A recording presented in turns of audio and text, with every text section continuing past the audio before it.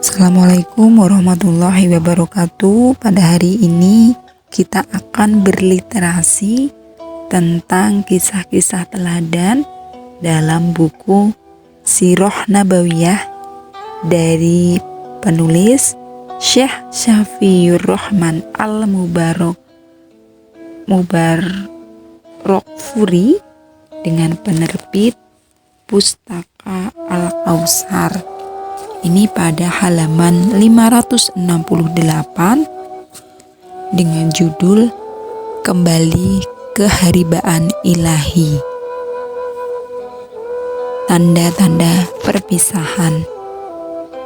Setelah dakwah benar-benar menjadi sempurna dan Islam dapat menguasai keadaan, mulai muncul tanda-tanda perpisahan dengan kehidupan dan orang-orang yang hidup yang bisa ditangkap dari sabda dan tindakan beliau, Nabi Muhammad Shallallahu Alaihi Wasallam. Pada bulan Ramadan tahun 10 Hijriah, beliau beriktikaf di masjid selama 20 hari. Beriktikaf di sini maksudnya adalah berdiam diri di masjid ya anak-anak. Padahal sebelumnya beliau tidak iktikaf kecuali hanya 10 hari saja. Jadi bulan Ramadan yang kemarin yang 10 Hijriah itu beliau beriktikaf selama 20 hari. Malaikat Jibril mengetes Al-Quran dari beliau hingga 2 kali. Pada waktu haji wada, beliau bersabda, "Aku tidak tahu pasti. Boleh jadi aku tidak akan bertemu kalian lagi setelah tahun ini dengan keadaan seperti ini." Pada waktu melempar jumroh Aqobah, beliau juga bersabda, "Pelajarilah manasik kalian dariku, karena boleh jadi aku tidak akan berhaji lagi sesudah tahun ini." Kemudian turun surat An-Nasr pada pertengahan hari-hari tasyrik. Sebenarnya semua ini bisa dikenali sebagai suatu perpisahan yang diisyaratkan beliau. Pada awal-awal bulan Syafar tahun 11 Hijriah, Rasulullah SAW pergi ke Uhud, lalu sholat atas orang-orang yang mati syahid di sana. Layaknya orang yang hendak berpisah dengan orang yang masih hidup dan orang yang sudah meninggal dunia. Lalu beliau menuju mimbar dan berpidato, "Sesungguhnya aku lebih dahulu meninggalkan kalian. Aku menjadi saksi atas kalian, dan demi Allah aku benar-benar akan melihat tempat kembaliku saat ini. Aku telah diberi kunci-kunci gudang dunia atau kunci-kunci dunia, dan demi Allah, aku tidak takut kalian akan musyrik sepeninggalku. Tetapi aku takut kalian akan bersaing dalam masalah ini."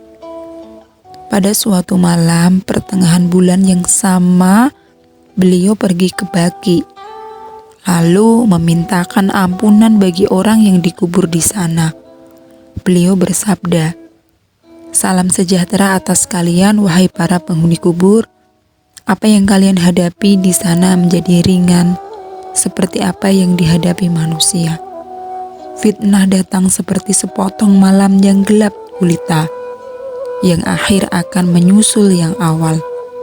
Hari akhirat lebih jahat pembalasannya daripada di dunia." Lalu beliau mengabarkan kepada orang-orang yang dikubur di sana dengan bersabda, "Sesungguhnya kami akan bersua dengan kalian." Permulaan sakit. Pada tanggal 29 Syafar tahun 11 Hijriah, bertepatan dengan hari Senin, Rasulullah SAW menghadiri prosesi jenazah di Baqi. Sepulang dari Baqi dan selagi dalam perjalanan, tiba-tiba beliau merasakan pusing di kepala dan panas tubuhnya langsung melonjak, hingga orang-orang bisa melihat tanda suhu badan beliau yang panas itu lewat urat nadi di kepala beliau. Beliau sakit selama 13 atau 14 hari dan tetap sholat bersama orang-orang selama 11 hari dari masa sakitnya itu.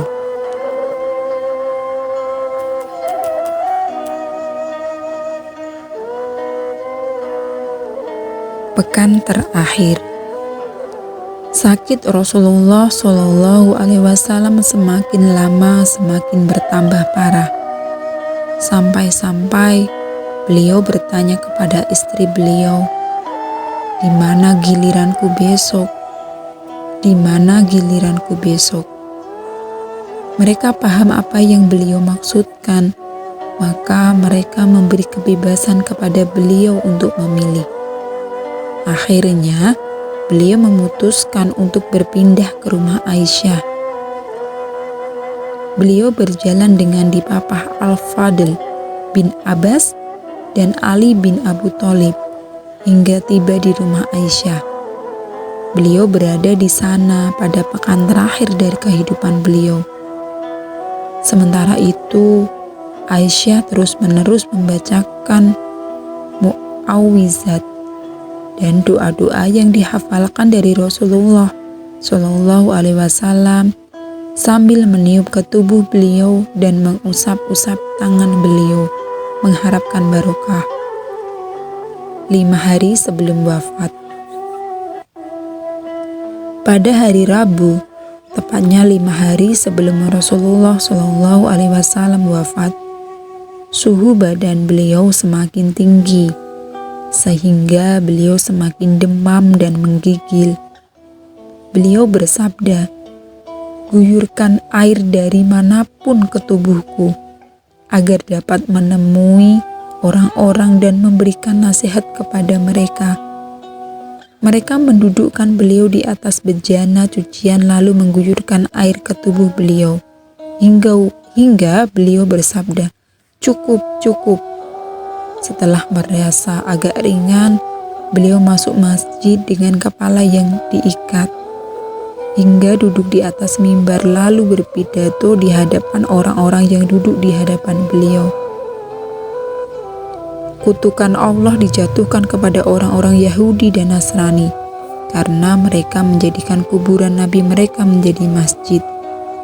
Dalam riwayat lain disebutkan, Allah memerangi orang-orang Yahudi dan Nasrani karena menjadikan kuburan para nabi mereka menjadi masjid. Lalu beliau melanjutkannya, "Janganlah kalian menjadikan kuburanku sebagai berhala yang disembah." Kemudian beliau menawarkan diri untuk kisos seraya bersabda,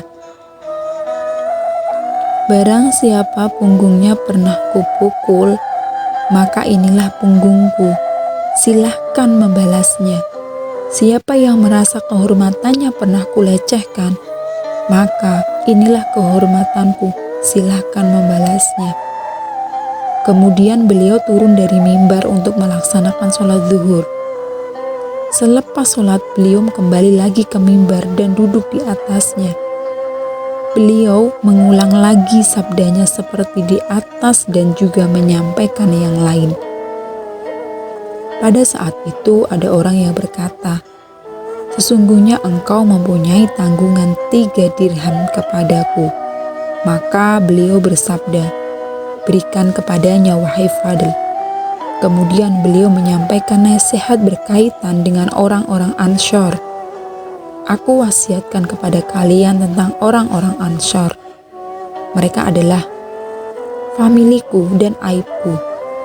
Mereka telah melaksanakan kewajiban mereka dan apa yang menyisa adalah milik mereka. Terimalah orang yang baik di antara mereka." Dalam suatu riwayat disebutkan bahwa beliau bersabda, "Sesungguhnya manusia akan semakin bertambah banyak, sedangkan orang-orang Ansor semakin sedikit, hingga akhirnya mereka seperti garam dalam makanan. Barang siapa di antara kalian ada yang menangani suatu urusan yang bisa membahayakan dan bermanfaat bagi seseorang, maka hendaklah dia mau menerima orang yang baik di antara mereka dan memaafkan orang yang buruk di antara mereka. Beliau melanjutkan, sesungguhnya ada seorang hamba yang diberi pilihan oleh Allah antara diberi kewenangan dunia menurut kehendaknya ataukah apa yang ada di sisinya. Ternyata hamba itu memilih apa yang ada di sisinya. Abu Sa'id Al-Khudri menuturkan, lalu Abu Bakar menangis sembari berkata, demi ayah dan ibu kami sebagai tebusanmu, karena kami merasa heran atas ulah Abu Bakar ini. Maka orang-orang berkata, lihatlah orang tua ini. Rasulullah Shallallahu Alaihi Wasallam mengabarkan tentang seorang hamba yang diberi pilihan oleh Allah antara diberi kemewahan dunia menurut kehendaknya ataukah apa yang ada di sisinya. Lalu dia berkata, demi ayah dan ibu kami sebagai tebusanmu. Yang dimaksudkan hamba di sini tidak lain adalah Rasulullah Shallallahu Alaihi Wasallam sendiri. Sementara orang yang paling mengetahui di antara kami adalah Abu Bakar. Kemudian beliau melanjutkan, sesungguhnya orang yang paling banyak memberikan perlindungan kepadaku dengan pergaulan dan hartanya adalah Abu Bakar. Andaikan aku boleh mengambil seorang kekasih selain Rabbku, niscaya aku akan mengambil Abu Bakar sebagai kekasihku. Tetapi ini adalah ukhuwah Islamiyah dan kasih sayang. Semua pintu yang menuju masjid harus ditutup kecuali pintunya Abu Bakar. 4 hari sebelum wafat. Pada hari Kamis, 4 hari sebelum wafat, sakit beliau tidak menyusut. Beliau bersabda, kemarilah kalian, aku akan menuliskan sebuah tulisan yang kalian tidak akan tersesat sesudahnya. Saat itu di rumah ada beberapa orang. Di antara mereka adalah Umar bin Al-Khattab yang berkata, beliau terpengaruh oleh sakitnya. Toh di sisi kalian ada Al-Quran. Cukuplah bagi kalian kitab Allah. Mereka yang ada di dalam rumah pun saling berselisih dan berdebat. Di antara mereka ada yang berkata, mendekatlah kalian agar Rasulullah SAW dapat menulis bagi kalian. Namun, di antara mereka ada yang setuju dengan perkataan Umar. Karena mereka saling berdebat dan gaduh, Rasulullah bersabda, menyingkirlah dari sini. Pada hari itu beliau menyampaikan 3 wasiat. Pertama, wasiat untuk mengeluarkan orang-orang Yahudi dan Nasrani serta orang-orang musyrik dari Jazirah Arab. Yang kedua, wasiat tentang pengiriman para utusan seperti yang pernah beliau lakukan. Sedangkan yang ketiga, rawi hadis ini lupa. Boleh jadi yang ketiga ini adalah wasiat untuk berpegang teguh kepada Al-Quran dan As-Sunnah, atau perintah untuk melanjutkan pengiriman pasukan Usamah, atau wasiat untuk memperhatikan masalah sholat dan hamba-hamba sahaya yang dimiliki. Sekalipun sakit, Rasulullah Shallallahu Alaihi Wasallam cukup parah, tetapi beliau tetap mengimami sholat 5 waktu bersama orang-orang hingga hari itu, atau tepatnya hari Kamis, 4 hari sebelum beliau wafat. Pada waktu sholat maghrib hari itu, beliau membaca surat Al-Mursalat. Menjelang sholat Isya, sakit beliau semakin bertambah parah, sampai-sampai beliau tidak sanggup lagi pergi ke masjid. Aisyah menuturkan beliau bertanya, apakah orang-orang sudah sholat? Kami menjawab, belum wahai Rasulullah. Mereka sedang menunggu engkau. Beliau bersabda, letakkan air di bejana tempat cucian bagiku. Kami laksanakan perintah beliau. Setelah mandi, beliau akan bangkit berdiri namun tidak sanggup dan pingsan. Setelah siuman, beliau bertanya, apakah orang-orang sudah sholat? Ketika hendak bangkit untuk kedua kalinya, lagi-lagi beliau pingsan. Hingga terulang 3 kali dan tetap tak sanggup. Akhirnya beliau mengirim utusan untuk menemui Abu Bakar, agar dia mengimami orang-orang. Maka sejak hari itu Abu Bakar mengimami orang-orang, tepatnya sebanyak 17 sholat selagi beliau masih hidup. 3 atau 4 kali Aisyah menyarankan agar Nabi tidak hanya menunjuk Abu Bakar sebagai imam, supaya orang-orang tidak merasa bosan kepadanya.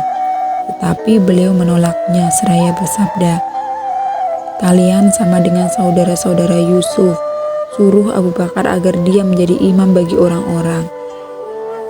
2 hari atau sehari sebelum wafat, pada hari Sabtu atau Ahad, Nabi merasakan badannya agak ringan. Maka dengan dipapah 2 orang laki-laki, beliau keluar rumah untuk melaksanakan sholat zuhur. Sementara pada saat yang sama, Abu Bakar sedang mengimami orang-orang. Saat melihat kedatangan beliau, Abu Bakar beranjak untuk mundur ke belakang. Namun beliau memberi isyarat kepada Abu Bakar agar dia tidak usah mundur. Beliau bersabda, "Dudukan aku di samping Abu Bakar." Maka keduanya mendudukkan beliau di samping Abu Bakar. Lalu Abu Bakar sholat mengikuti sholat beliau dan mengeraskan bacaan takbir agar didengar orang-orang. Sehari sebelum wafat atau pada hari Ahad, Nabi memerdekakan para pembantu laki-lakinya, mensedekahkan 7 dinar harta beliau yang masih menyisa dan memberikan senjata milik beliau kepada orang-orang muslim. Pada malam sebelumnya, Aisyah meminjam minyak lampu pembantu perempuannya. Sementara baju besi beliau digadaikan kepada seorang Yahudi seharga 30 syak gandum. Hari terakhir dari kehidupan Rasulullah. Anas bin Malik meriwayatkan bahwa tatkala orang-orang muslim sedang melaksanakan sholat subuh pada hari Senin, sementara Abu Bakar menjadi imam, Rasulullah SAW tidak menampakkan diri kepada mereka. Beliau hanya menyibak tabir kamar Aisyah dan memandangi mereka yang sedang berbaris dalam syaf-syaf sholat.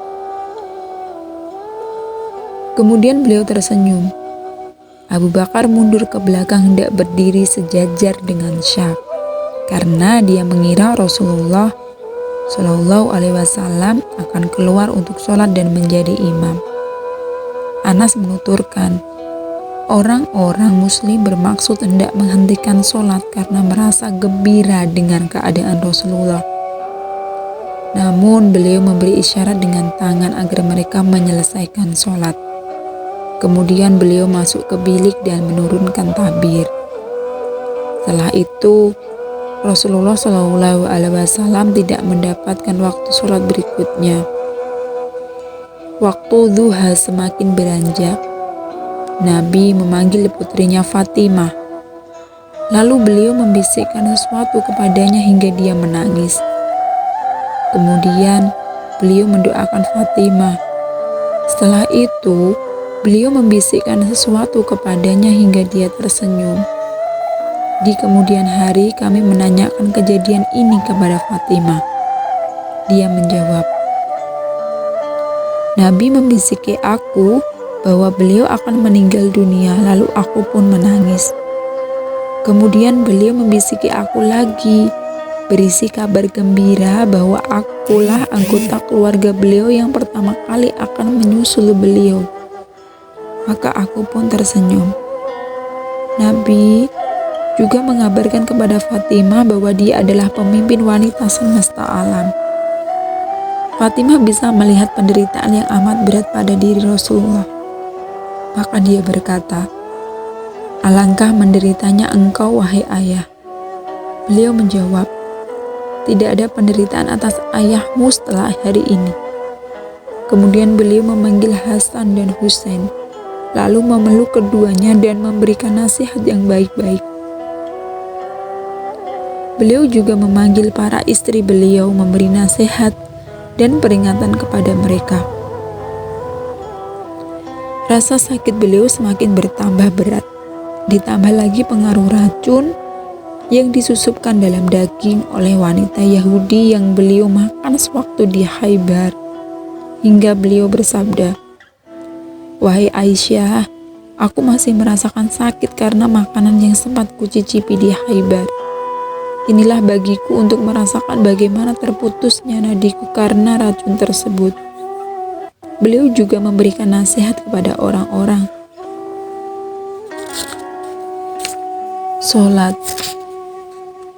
Sholat, dan budak-budak yang kalian miliki. Beliau menyampaikan wasiat ini hingga beberapa kali, maksudnya perintah untuk memperhatikan dua hal ini.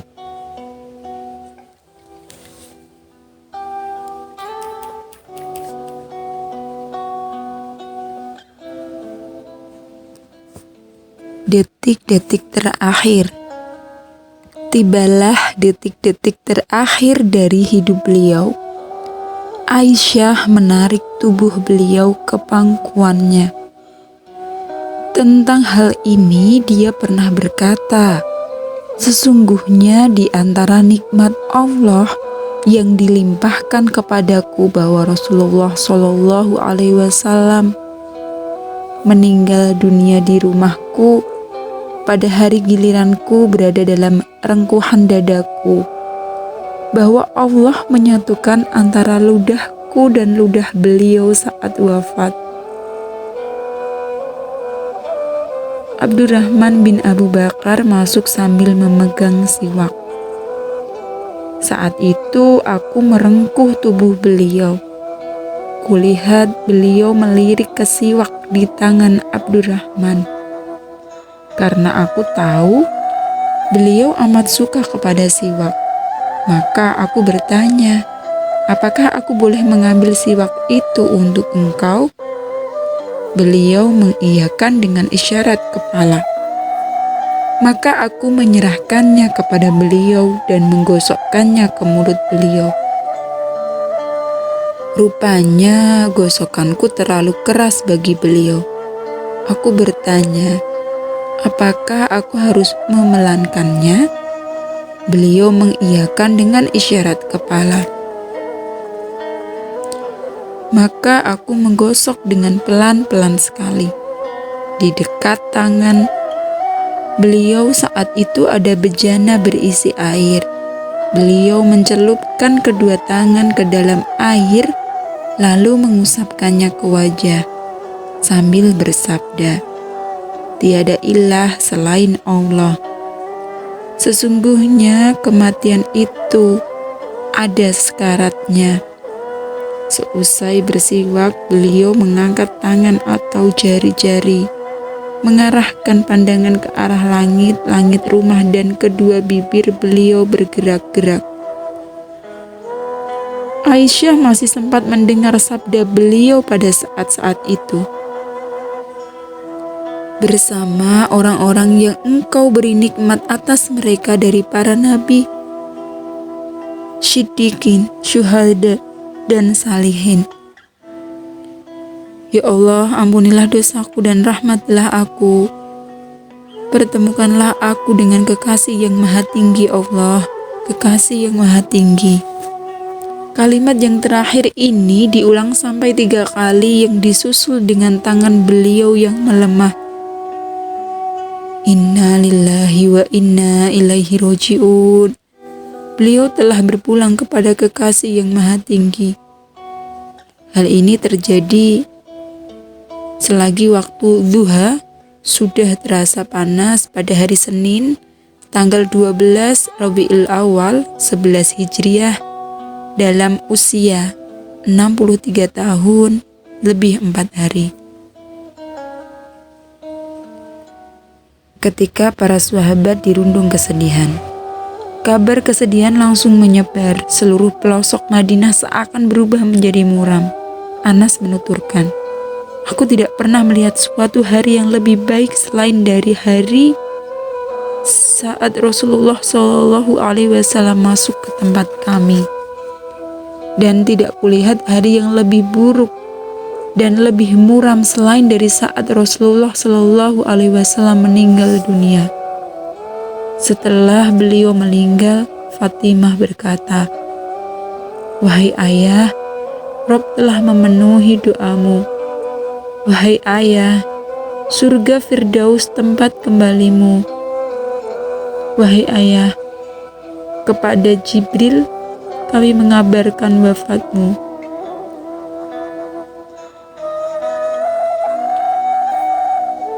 Sikap Umar bin Al-Khattab.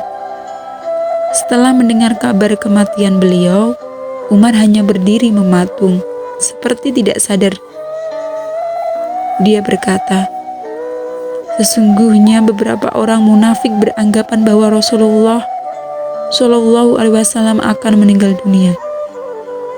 Sesungguhnya beliau tidak meninggal dunia, tetapi pergi ke hadapan Robnya seperti yang dilakukan Musa bin Imran, yang pergi dari kaumnya selama 40 hari, lalu kembali lagi kepada mereka setelah beliau dianggap meninggal dunia. Demi Allah, Rasulullah Shallallahu Alaihi Wasallam benar-benar akan kembali.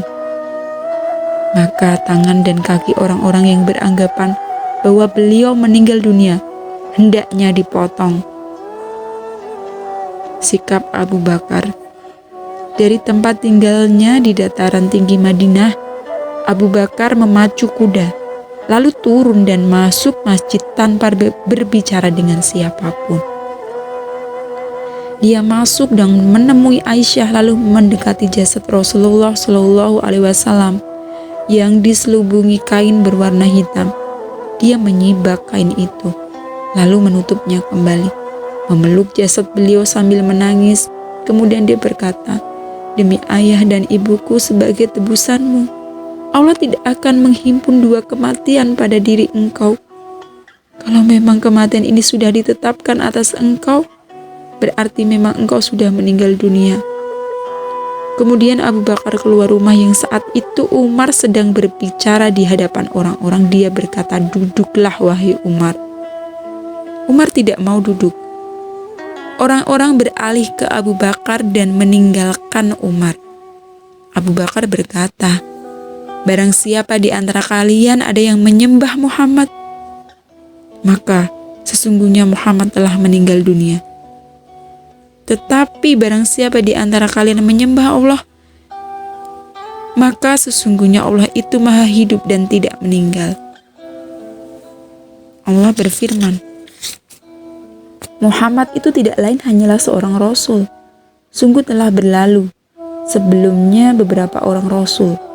Apakah jika dia wafat atau dibunuh, kamu berbalik ke belakang atau murtad? Barang siapa yang berbalik ke belakang, maka ia tidak akan mendapatkan mudarat kepada Allah sedikit pun. Dan Allah akan memberi balasan kepada orang-orang yang bersyukur. Surat Ali Imran, ayat 144. Ibnu Abbas menuturkan, demi Allah, seakan-akan mereka tidak tahu bahwa Allah telah menurunkan ayat ini hingga saat Abu Bakar membacakannya. Maka semua orang mempelajari ayat ini. Tak seorang pun di antara mereka yang mendengarnya melainkan membacanya. Ibnul Musayyab menuturkan bahwa Umar berkata, demi Allah, setelah mendengar Abu Bakar membacakan ayat tersebut, aku pun menjadi linglung hingga aku tak kuasa mengangkat kedua kakiku, hingga aku terduduk ke tanah saat mendengarnya.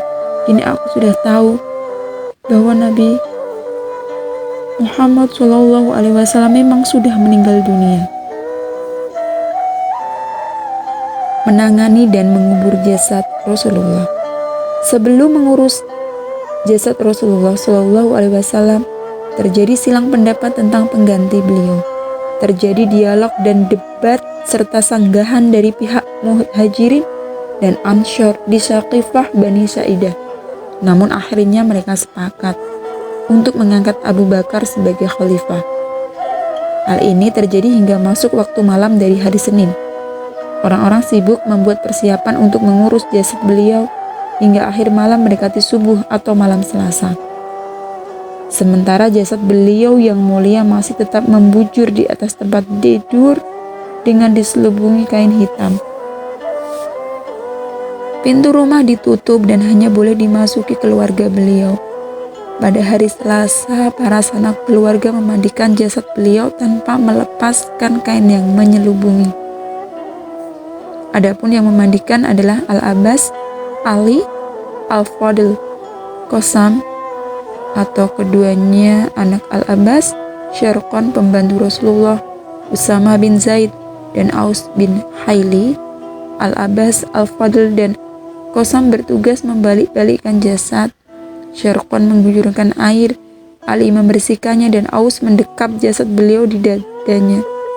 Kemudian mereka mengkafani jasad beliau dengan 3 lembar kain putih dari bahan katun tanpa menyertakan pakaian ataupun penutup kepala. Kemudian mereka saling berbeda pendapat di mana beliau akan dikubur. Maka Abu Bakar berkata, "Sesungguhnya aku pernah mendengar Rasulullah Shallallahu Alaihi Wasallam bersabda, tidaklah seorang nabi meninggal dunia melainkan dia dikuburkan di tempat dia meninggal dunia." Abu Talhah menyingkirkan tempat tidur di mana beliau meninggal dunia, lalu menggali liang lahat persis di bawah tempat tidur beliau. Orang-orang masuk ke dalam bilik secara bergiliran, 10 orang untuk mensyolati jenazah Rasulullah Shallallahu Alaihi Wasallam tanpa seorang pun yang menjadi imam. Giliran pertama kali yang mensyolati adalah keluarga beliau. Kemudian disusul orang-orang muhajirin lalu Ansyar. Setelah kaum laki-laki, giliran kaum wanita yang mensyolati, kemudian disusul anak-anak. Semua ini dilaksanakan sehari penuh pada hari Selasa. Hingga menginjak malam Rabu, Aisyah berkata, "Kami tidak mengetahui penguburan Rasulullah Shallallahu Alaihi Wasallam hingga kami mendengar suara skop di tengah malam Rabu."